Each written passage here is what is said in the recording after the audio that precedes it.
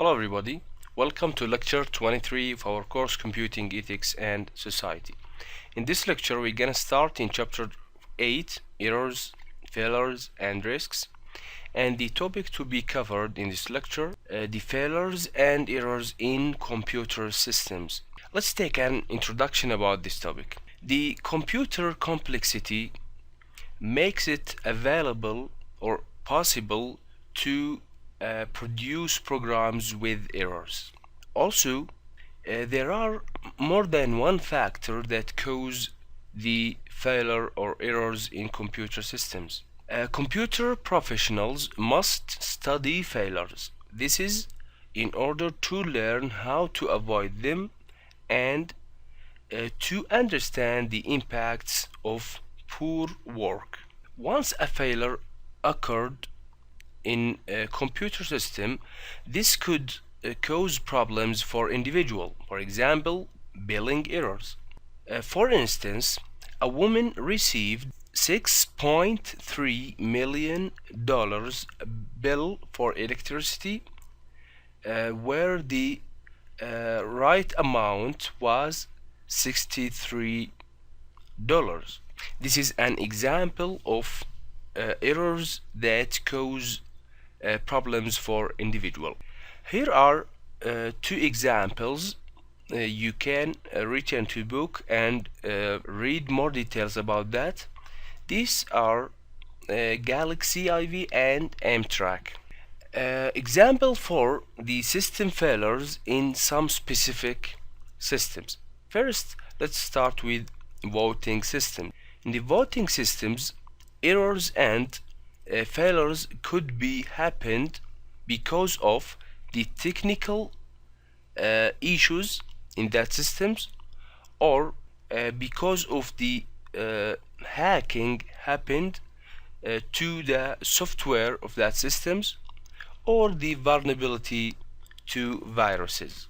Here are an example of the system failures happened in Denver airport in the baggaging system. The main cause for this failure was the time of the development, where it was insufficient. Also, the changes or the significant changes in the specifications after the project began. Also, the failure in the airports in Hong Kong and Kuala Lumpur, where the problem here was in the ignorance of some potential things in user input. For the abandoned systems, some flaws in systems are so extreme that the systems are discarded after wasting millions or even billions of dollars. Here are the general causes of the system failures. The lack of clear, well thought out goals and specifications, poor management and poor communication, institutional and political pressures that encourage unrealistically low bids, low budget requests, and underestimate of time requirements. The use of very new technology with unknown reliability and problems, and refusal to recognize or admit a project is in trouble. Legacy systems are out of date systems, hardware, software, or peripheral equipment is still in use, often with special interfaces, conversion software, and other adaptation to make them interact with more modern systems. Legacy systems could be reliable but inflexible, could be expensive to replace, could be little or no documentation for it. Let's see why these failures in computer systems happens.